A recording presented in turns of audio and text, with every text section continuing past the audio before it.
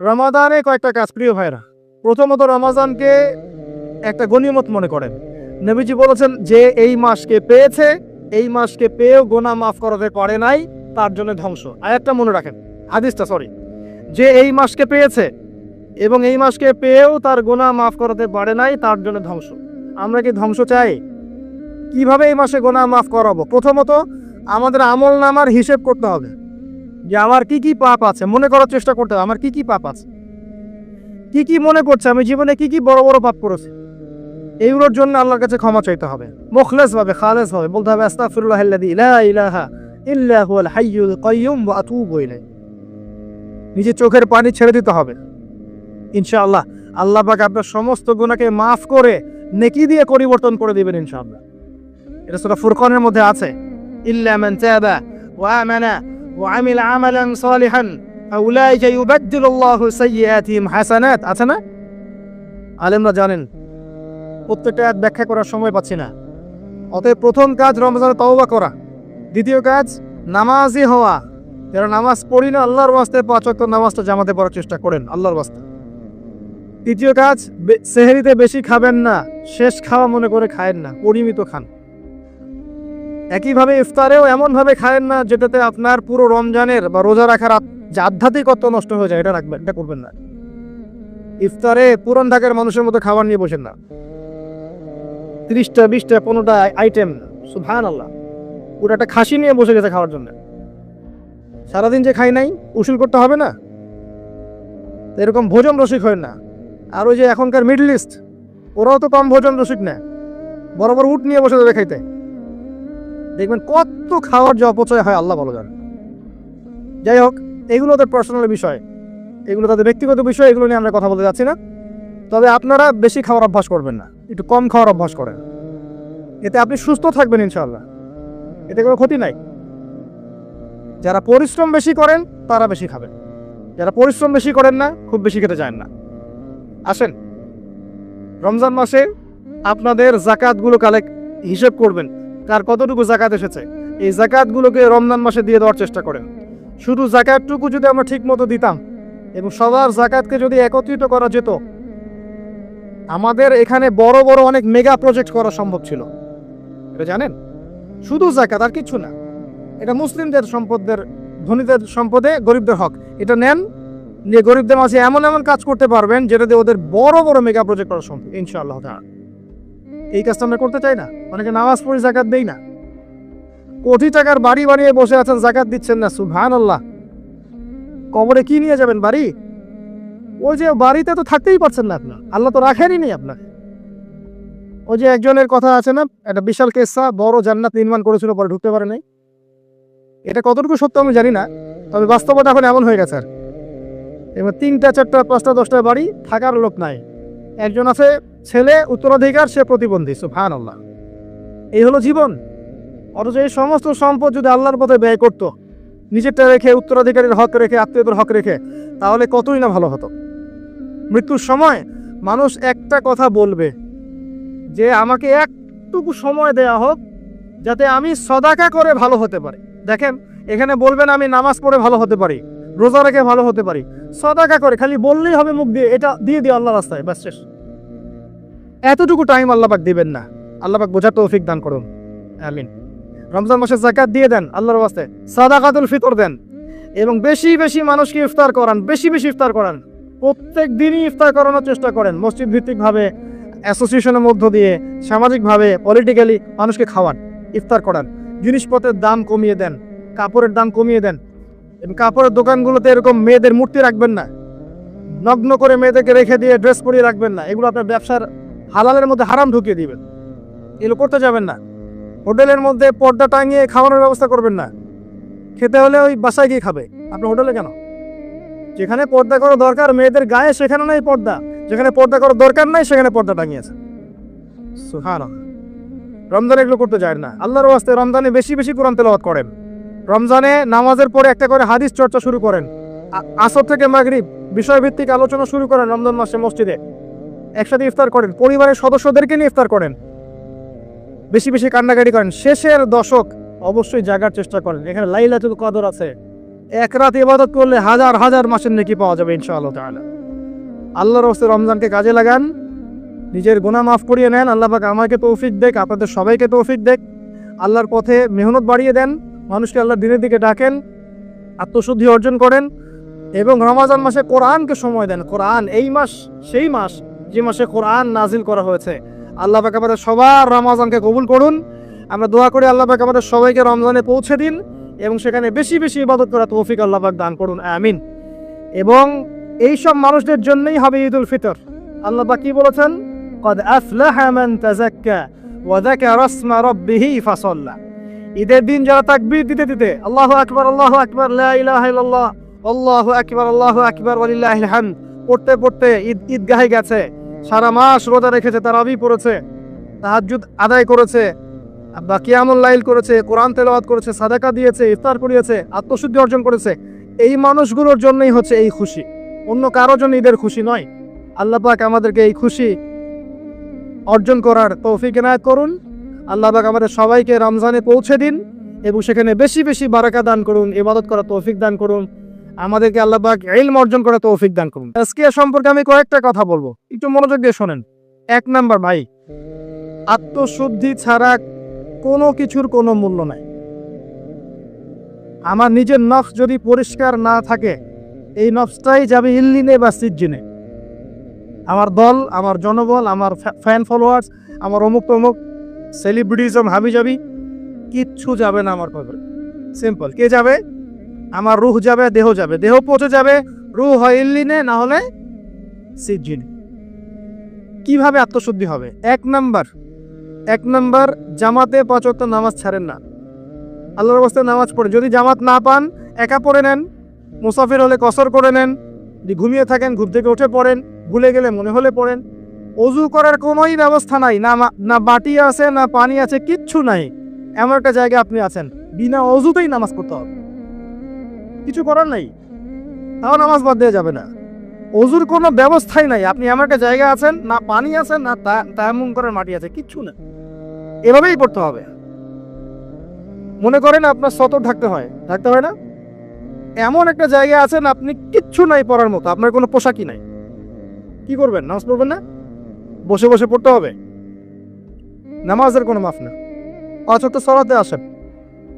তাজকিয়ার জন্য আকীদা ঠিক করেন, আকীদার মধ্যে শিরক রাখবেন না।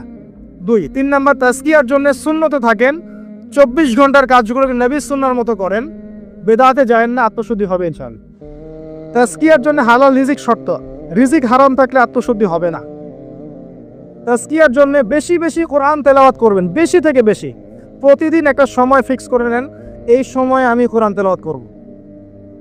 কতটুকু করবেন? আমি একটা টার্গেট দিয়ে দিই, দিনে 1 পারা করে পড়ার চেষ্টা করেন। পারা যাবে? আল্লাহ আমাকে তৌফিক দেখ, আপনাদেরকে তৌফিক দেখ। রমজান মাসে এটা সুবর্ণ সুযোগ, এটাকে অভ্যাসে নিয়ে আসার। প্রত্যেক রমজানে 1 পারা করে পারা যাবে? 30 দিন 30 পারা, পারবেন না ইনশাআল্লাহ? হাত উঁচু করেন কারা কোরআন পড়তে পারেন। আলহামদুলিল্লাহ, মাশাআল্লাহ। সিলেটবাসীর আমলে আমি আসলে মুগ্ধ। আমি দেখেছি এখানে নামাজের সংখ্যা আলহামদুলিল্লাহ বেশি, অনেক বেশি মসজিদ। আমি জানি এটা কিসের ফল। ওই যে যারা এই অঞ্চলে জুলুমের শিকড় উপড়ে ফেলে তাওহীদ প্রতিষ্ঠা করেছিলেন, এই যে রব বা প্রভাব এখনো আছে আলহামদুলিল্লাহ। হ্যাঁ, এগুলো প্রভাব থাকে, এসব রুহানিয়াত, এগুলো কোনো আজে বাজে কথা নয়, গাল গল্প কেচ্ছা কাহিনী নয়। মানুষের সংস্কারের একটা প্রভাব থাকে, বারাকা থাকে, কবুলিয়াতের একটা প্রভাব থাকে। আপনি মদিনায় যান, দেখবেন একটা প্রভাব থাকবে। মদিনায় গেলেই দেখবেন বাতাসের মধ্যে একটা অন্যরকম ফ্লেভার। হ্যাঁ, দেখবেন ওখানকার মানুষ সৎ, জিনিস পড়ে গেছে আপনার জিনিস তুলেও নিবে না। আপনি বসে আছেন, খাবার এগিয়ে দিবে, পানি এগিয়ে দিবে, আপনার জুতা বহন করবে। আপনি যাচ্ছেন নামাজে, গাড়ি থেমে যাবে, আপনার আগে যাবে না গাড়ি। হৃদ্যতা, ভালোবাসা, মমতায় পরিপূর্ণ। মদিনায় একটা অন্য ফ্লেভার আছে। উহুদের কাছে যাবেন, দেখবেন মনে হবে যে উহুদ আপনার সাথে কথা বলছে। জি, উহুদ নবী সাল্লাল্লাহু আলাইহি ওয়াসাল্লামকে ভালোবাসতো। আল্লাহ রাসূল এই কথাটা বলেছেন না? আল্লাহ রাসূল নিজেই কথাটা বলেছেন যে আমি উহুদ পাহাড়কে ভালোবাসি, উহুদও আমাকে ভালোবাসে। সুবহানাল্লাহ। অতএব পরিবেশের একটা প্রভাব থাকে। ওই জায়গায় নবী সাল্লাল্লাহু আলাইহি ওয়াসাল্লাম ছিলেন, মসজিদুন নববী আছে, এখনো নবীজি সেখানে আছেন এবং তিনি আমাদের দরুদের উত্তরও দিচ্ছেন। সুবহানাল্লাহ। তার পাশে আছে আবু বকর সিদ্দিক রাদিয়াল্লাহু আনহু, তার পাশে ওমর ইবনে খাত্তাব রাদিয়াল্লাহু আনহু। ওখানে একটা ফ্লেভার পাবেন, ইসলামিক ফ্লেভার। পরিবেশে একটা প্রভাব থাকে। আমি দেখেছি এই অঞ্চলে নামাজের এবং দ্বীনের প্রভাব আছে, আলহামদুলিল্লাহ। পর্দার প্রভাব আছে। আমি দোয়া করি এগুলো যেন অটুট থাকে এবং সমকালীন ফিতনাগুলো আপনাদের গ্রাস না করে। তবে আরও একটা জিনিস বলি, এই অঞ্চলের মধ্যেও কিছু দুনিয়াদারি মনোভাব আছে। এমন এমন বাড়ি বানিয়ে রেখেছেন যেখানে আপনি থাকেনই না। সুবহানাল্লাহ, কোটি কোটি টাকা খরচ করেছেন। এত টাকা তো এগুলো আল্লাহর পথে খরচ করতে পারেন না? একটা বড় মাদ্রাসা করতে পারেন না, যেখান থেকে বছরে শত শত আলেম বের হবে? পারা যায় না? নিজের ভোগবিলাসী কেন এত ব্যস্ত? এটাকে লন্ডন বানাতে হবে কি জন্য? লন্ডন কি আমাদের রোল মডেল নাকি? দুনিয়ার যত ফিতনা ওখান থেকে ছড়িয়েছে। দুনিয়াতে যত বড় বড় ফিতনা ওখান থেকে ছড়িয়েছে। আমার দেশের মাটি, আমার দেশের এই ঘ্রাণ, এখানকার পরিবেশই ওদের চেয়ে অনেক বেশি ভালো। আমরা আমাদের দেশকে নিয়ে গর্ব করব, ওকে নিয়ে গর্ব করার কি আছে? সে তো জুলুমের বলে, পাপাচারের বলে সারা বিশ্ব শাসন করেছিল এই ব্রিটেন। আমাদের এখানেও শাসন করেছে, আমাদের কত অত্যাচার করেছে। ও আপনার রোল মডেল হয়ে গেল? সুবহানাল্লাহ। এগুলো বাদ দেন, নিজের সংস্কৃতি নিয়ে, দেশকে নিয়ে গর্ব করতে শেখেন, আমাদের জাতিকে নিয়ে গর্ব করতে শেখেন। ইনশাল্লাহ দেখবেন আমরা এদেশের সুপার পাওয়ার হবো, এই বিশ্বের সুপার পাওয়ার হবো ইনশাআল্লাহ। কিভাবে হব? যখন ইমামুল মাহদী আসবেন তখন মুমিনরা এখানে যোগ দিয়ে দিবে ইনশাআল্লাহ। কিভাবে দিবে সেটা আল্লাহ ভালো জানেন, আমরা জানি না। কত বছর পরে 100, 200, 500 আল্লাহ ভালো জানেন। কিন্তু এরকম সময় আসবে যদি আমরা আমাদের জায়গায় অটুট থাকতে পারি। আল্লাহ পাক তৌফিক দান করুন। তাজকিয়া আসেন, কোরআন তেলাওয়াত করেন, বেশি বেশি বেশি বেশি আল্লাহর জিকির করেন। সুবহানাল্লাহ, আলহামদুলিল্লাহ, আল্লাহু আকবার, লা ইলাহা ইল্লাল্লাহ, লা হাওলা ওয়ালা কুওয়াতা ইল্লা বিল্লাহ, এগুলো পড়তে থাকেন বেশি বেশি। নিজের জিহ্বাটাকে জিকিরে তরতাজা রাখেন, আপনার মনটা পবিত্র থাকবে ইনশাআল্লাহ। এবং কম কথা বলেন, আল্লাহর কাছে বেশি বেশি দোয়া করতে শেখেন। সেজদায় বেশি বেশি দোয়া করেন, রোজা রাখলে বেশি বেশি দোয়া করেন, শেষ রাত্রে দোয়া করেন, আজান ইকামতের মাঝখানে দোয়া করেন, জুমার দিনে দোয়া করেন, আপনার কোনো ভালো কাজ করার পরে দোয়া করেন, গোপনে কোনো সৎ কাজ করেছেন এখন দোয়া করেন, দান সাদাকা করেছেন দোয়া করেন, ইত্যাদি। এরকম অনেক সময় আছে যখন দোয়া করলে ডাইরেক্ট কবুল হয়ে যাবে ইনশাআল্লাহ। বেশি বেশি দোয়া করেন, তাজকিয়া হবে। আর একটু কম খান, একটু কম ঘুমান, একটু কম মানুষের সাথে মেশেন। যত বেশি মিশবেন তত মনটা মরে যাবে কিন্তু। এবং বিনা প্রয়োজনে বাড়ির বাইরে বের হয় না। আরেকটা কথা বলবো, আল্লাহর জন্যে, আল্লাহর কথা স্মরণ করে, নিজের পাপের কথা স্মরণ করে কান্নাকাটি করতে শেখেন, মন নরম হয়ে যাবে ইনশাআল্লাহ। তখন গিয়ে আপনার কলবে আল্লাহর নূর আসবে। এই নূর দিয়ে আপনি তাই দেখবেন যা সবাই দেখতে পারবেন। ওই নূর দিয়ে আপনি এমন কিছু শুনবেন যা সবাই শুনবে না। ওই নূর দিয়ে আপনি এমন কিছু উপলব্ধি করবেন যা সবাই উপলব্ধি করতে পারবে না। আপনি খিদির আলাইহিস সালাম হতে পারবেন ইনশাআল্লাহ আযজা ওয়া জাল। যিনি বুঝতে পারছেন নৌকা কেন ফোটা করতে হলো, যিনি বুঝতে পারছেন বাচ্চাকে কেন হত্যা করা হয়েছে, আর যিনি বুঝতে পারছেন দেয়াল কেন নির্মাণ করা হয়েছে, এটাকে মুসা আলাইহিস সালাম বুঝতে পেরেছিলেন? এই গল্প কোথায় আছে? কোন সূরা আছে? আজকে জুমার রাত নয় কি? ওয়াদা করেন আজকে জুমার দিনে সূরা কাহফ সবাই পড়বেন, ওয়াদা করেন। এবং অর্থ সহ পড়ার চেষ্টা করবেন। পারা যাবে? প্রথম 10টা আয়াত মুখস্থ করবেন, পারা যাবে? আল্লাহ পাক তৌফিক দান করুন, ইলম অনুযায়ী আমল করার তৌফিক দান করুন। আল্লাহ পাক আমাদের সবাইকে হালাল রিজিকের ব্যবস্থা করে দিন। আল্লাহ পাক যুব সমাজকে যাবতীয় পাপাচার থেকে বের করে কোরআন এবং সুন্নাহর কাছাকাছি নিয়ে আসুন। আল্লাহ পাক আমাদের পরিবারগুলোকে জান্নাতের টুকরা বানিয়ে দিন।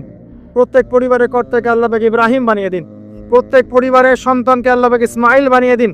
প্রত্যেক পরিবারের মাকে আল্লাহ পাক সারা, হাজরা আলাইহিমা সালাম বানিয়ে দিন। আমিন। আল্লাহ রাব্বুল আলামিন আমাদের মধ্যে যারা অসুস্থ সবাইকে শেফায়ে কামেলা দান করো। যারা মারা গেছেন সবাইকে আল্লাহ পাক মাফ করে দিন। আমাদের পিতা মাতা যারা মারা গেছেন তাদের কবরের আযাব আল্লাহ পাক মাফ করে দিন।